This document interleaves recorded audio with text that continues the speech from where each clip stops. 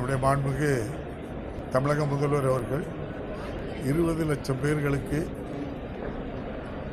Laptop மடிக்கணினி வழங்குவதாக அறிவித்து முதல் கட்டமாக 10 லட்சம் பேர்களுக்கு வழங்கப்பட்டு வருகின்றது. முதல் கட்டமாக நெல்லை மாவட்டத்தில் மட்டும் 9703 பேர்களுக்கு ஏற்கனவே வழங்கப்பட்டுவிட்டது. மேலும் 5469 நபர்கள் நம்முடைய மாவட்டத்தில் தனியார் கல்லூரிகளில் படிக்கின்ற 3ஆம் ஆண்டு படிக்கின்ற மாணவ மாணவிகள் தேர்ந்தெடுக்கப்பட்டு அதிலும் முதல் கட்டமாக 2480 பேர்களுக்கு இன்று நம்முடைய மாவட்ட ஆட்சியர் தலைமையில் வழங்கப்பட்டிருக்கின்றது.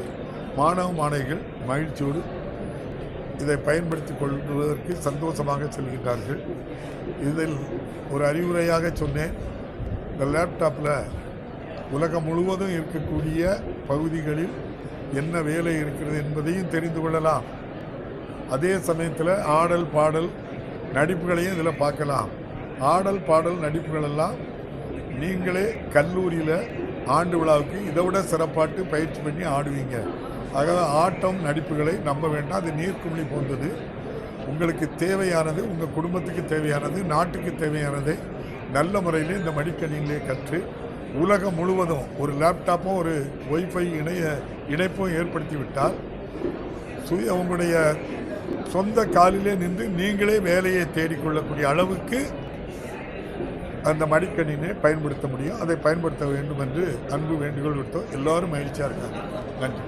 சட்டப்பேரவையில் ஆளுநர் நடந்து கொண்ட விதம் தொடர்ந்து இது 4வது முறையான ஒரு சட்டப்பேரவையினுடைய நல்லா தானே நடந்து போனாங்க. ஒன்றும் பாதிப்பு இல்லையா? கால் நடக்கிறதுல ஒன்றும் குழப்பம் இல்லையா?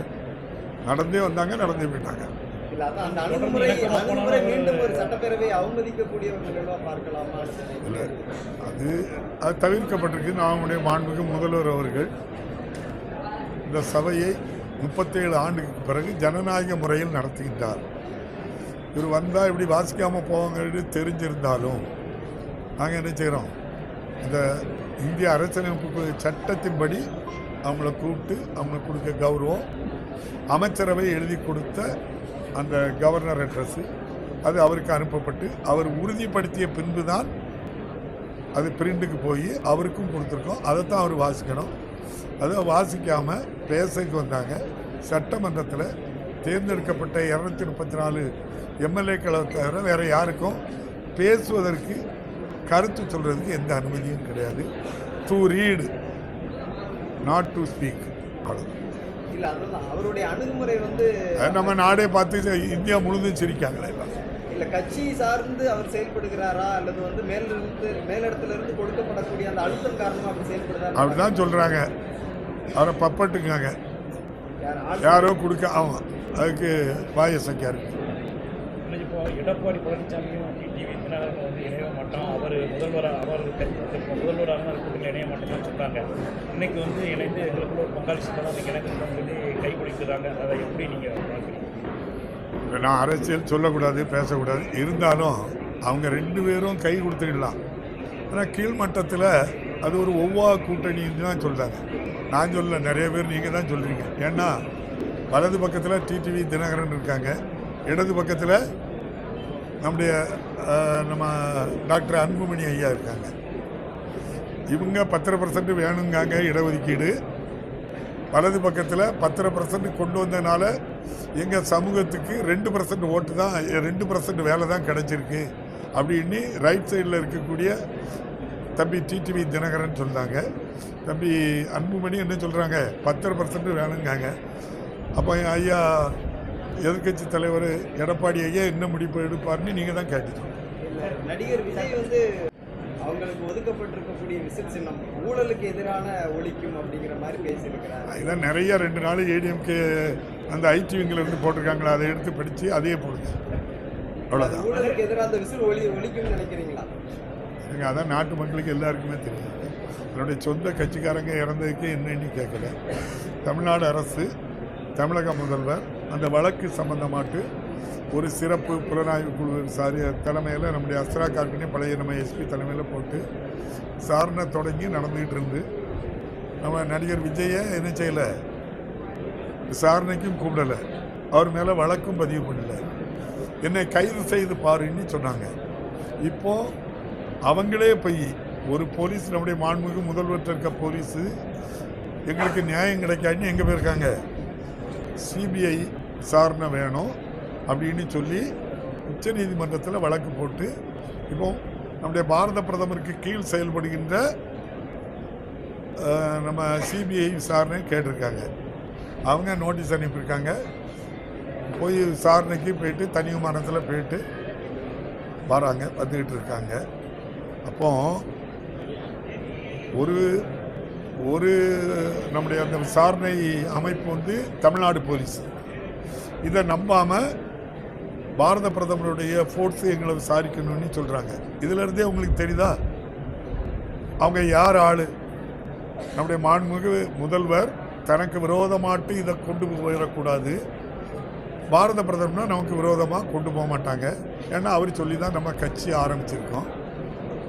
அதனால் நம்முடைய பல இடங்களில் சொல்லுவாங்க, எனக்கு அது உடன்பாடு இல்லையான்னு தெரியல. ஓவைசின்னு ஒரு நாடாளுமன்ற உறுப்பினர் இருக்காங்க. அவங்க வந்து முஸ்லீம் இயக்க ஒரு கட்சி வச்சு அதில் வராங்க. அவங்க வந்து பிஜேபிக்கு ஆதரவாட்டு தான் அந்த கட்சியை நடத்துகிறாங்க. அதே மாதிரி தான் இங்கே தமிழ்நாட்டு ஓவைசி தான் விஜய்னி சொல்கிறாங்க. நான் பத்திரிகையில் படித்தேன், நான் சொல்கிறேன். ஓவைசியை பற்றி பேசும்போது அது அவருடைய சமூக மக்களுக்கான ஒரு போராட்டமாக தானே இருக்கும். அதை எப்படி பிஜேபிக்கு ஆதரவாக நீங்கள் தீர்மானிக்கிறதும் அவங்க சொல்கிறது தானே நான் சொல்ல முடியும். நீங்கள் தானே சொல்றிய இதனால இவ்வளவு பாதிப்புன்னு. ஒட்டுமொத்த முஸ்லீம் மக்களுடைய ஓட்டோ பிஜேபிக்கு எதிராக போகக்கூடாது, அதுக்கு ஒரு ஆளை கூப்பிடுங்க பண்ண மாதிரி ஒட்டுமொத்த கிறிஸ்தவ அமைப்பினுடைய ஓட்டுகளும் நம்முடைய பிஜேபிக்கு பாரத ஜனதா சிறுபான்மை ஓட்டுகள் பிஜேபிக்கு எதிர் ஓட்டு திமுகவுக்கு டோட்டலாக விடுது. ஏன்னா நம்முடைய முதல்வருடைய செயல்பாடு எல்லாரையும் பாதுகாக்க. இந்தியாவில் மசூதிக்கு போகலாம் பாதுகாப்பு, ஆலயத்துக்கு போகலாம் பாதுகாப்பு, கோயிலுக்கு போகலாம் பாதுகாப்பு. அப்போ எல்லாத்துக்கும் பாதுகாப்பு கொடுக்குற அரசு பாரதிய ஜனதா கட்சி எதுக்கு வலுவாக கொள்கை ரீதியாக அவங்க என்ன செய்கிறாங்க? இப்போ கொள்கை ரீதியாக இருக்கிறதுனால நம்ம மேலே நம்பி அவங்க இருக்கிறாங்க, இந்த அரசு மேலே நம்பிக்கையோடு இருக்கிறாங்க. அந்த வாக்குகளை சிதறடிக்கணுங்கிறதுக்காக நம்முடைய புஷி ஆனந்தும் அமித்ஷாவும் நண்பர்கள் அவங்க சொல்லி தான் கட்சி ஆரம்பிச்சிருக்காங்க. அது நடக்கும். தளபதி வந்து இந்த தேசிய கட்சியில் இருக்கக்கூடிய எம்பிகளா உண்மையில பேசுறது, கூட்டணியில பெரிய ஓட்டுல இருந்து தேசிய கட்சியை இருக்கக்கூடிய காங்கிரஸ் கூட்டணி தான் இருக்காங்க, அவங்களுக்கு பற்றி பொது வெளியில் அவதூறாக பேசுறது சரியா? அது நம்ம தலைவர் கண்டிச்சிருக்காங்க, அப்படி பண்ணக்கூடாதுட்டாங்க. அது தலைமை தான் பேசணும், கீழே 1-2 பேர் பேசுறத நிறுத்த சொல்றாங்க. தாவைக்காவோட எந்த கட்சி கூட்டணிக்கு பேச வந்தாலும் உடனே டெல்லியில இருந்து வந்து அவங்கள பூரா கூட்டிட்டு போயிருந்தாங்க அப்படின்னு சொல்லி தாவைக்காவுடைய வெளிப்படையாக நான் சொல்லியிருந்தேன். தாவைக்காவும் பிஜேபியும் ட்ராமா பண்ணுறாங்க, நடிக்கிறாங்க, நாடகம். அதாவது ஜனநாயக படம் இப்போ வேண்டாம், நான் சொல்கிற நேரம் தந்து விட, நீ அதுவரை கோர்ட்டுக்கு போன மாதிரி நடிக்காங்க 2 பேரும். அதே போல தான் அவருடைய வழக்கம், நடிப்பு தானே தவிர 2 பேரும் தான் இணைஞ்சி ஒரு கொள்கை ரீதியான திமுகவுக்கு எதிராட்டு அந்த சிறுபான்மை வாக்கு அவரை வச்சு பிரிக்க முடியுமான்னு பார்த்தாங்க, முடியலை. ஏன்னா ப்ராக்டிக்கலாக பார்க்குறாங்க. ஒரு சம்பவம் மணிப்பூரில் நடக்கு, இதுவரை வாய் திறக்கலை. நம்முடைய மாண்புமிகு முதல்வர் உடனே அடுத்த நேரமே கண்டிக்கிறாங்க. தமிழ்நாட்டில் அப்படிப்பட்ட சம்பவம் நடக்க அனுமதிக்க மாட்டாங்க. நம்முடைய மாண்புமிகு ஒரு சிறு சம்பவம் நடந்தாலும் சட்டப்படி நடவடிக்கை எடுக்கிறாங்க.